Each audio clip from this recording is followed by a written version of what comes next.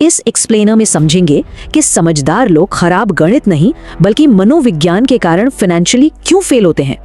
तो सीधा मुद्दे पर आते हैं।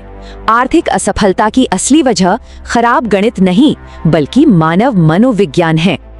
असल में हमारे पूर्वजों का दिमाग और बचपन की गहरी धारणाएं ही आज हमारे सभी आर्थिक फैसले तय करती हैं। हमारी बायोलॉजी तुरंत खर्च करने और भीड़ की चाल चलने पर जोर देती है, जो एक बहुत बड़ी बाधा है। दूसरों को दोष देने और खुद पूरी जवाबदेही लेने के बीच का ये बड़ा अंतर सच में बहुत दिलचस्प है। सिस्टम को दोष देना आसान है, पर अमीरों को लालची मानने की धारणा हमारी आर्थिक ग्रोथ रोक देती है। सिस्टम की कमियां बिल्कुल सच हैं, लेकिन बाहरी मदद का इंतजार करना हमेशा हारने वाली रणनीति साबित होती है। खुद की जिम्मेदारी लेने की भावना आर्थिक संघर्ष और स्थायी सफलता के बीच का सबसे बड़ा अंतर पैदा करती है।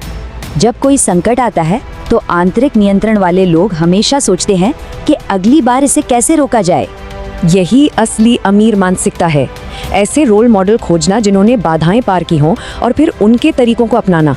पुरानी सोच छोड़ना मतलब अपने समूह से अलग होना, जिससे हमारे अंदर अस्तित्व का आदि मानव वाला डर जाग उठता है। देखते हैं कि ये 4 प्रैक्टिकल कदम आंतरिक नियंत्रण विकसित करके हमारी मानसिकता को पूरी तरह कैसे बदल सकते हैं। पहला कदम, परिवार का इतिहास खोजना। इससे विरासत में मिले आर्थिक डर सामने आते हैं, जैसे पूर्वजों का पैसा डूबना। दूसरा कदम है ऐसे रोल मॉडल खोजना जिन्होंने बिल्कुल वैसी ही सिस्टम की बाधाओं को सफलतापूर्वक पार किया हो। तीसरा कदम है कल्पना। एक स्टडी के मुताबिक भविष्य की कल्पना करने से बचत दर 73% तक बढ़ गई।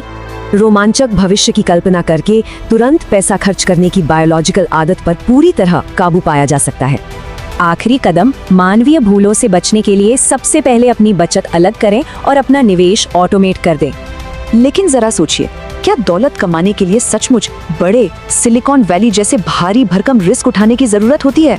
दिलचस्प है कि 70 से 80% करोड़पति आम कर्मचारी हैं जो सिर्फ लगातार बचत और निवेश करते हैं। चलिए $11 मिलियन संपत्ति वाले ग्रुप की $5 लाख वाले ग्रुप से तुलना करने वाली स्टडी देखते हैं। 18 गुना अधिक संपत्ति होने के बावजूद अमीर ग्रुप ने लग्जरी चीजों पर केवल 2 गुना पैसा ही खर्च किया था। असली दौलत पैसा बचाने से बनती है, न कि महंगी चीजें खरीदकर दिखावे की इच्छा को पूरा करने से। मनोवैज्ञानिक बाधाओं को समझने के बाद बस एक ही सवाल बचता है, अब आगे कौन सा फाइनेंशियल खेल खेला जाएगा।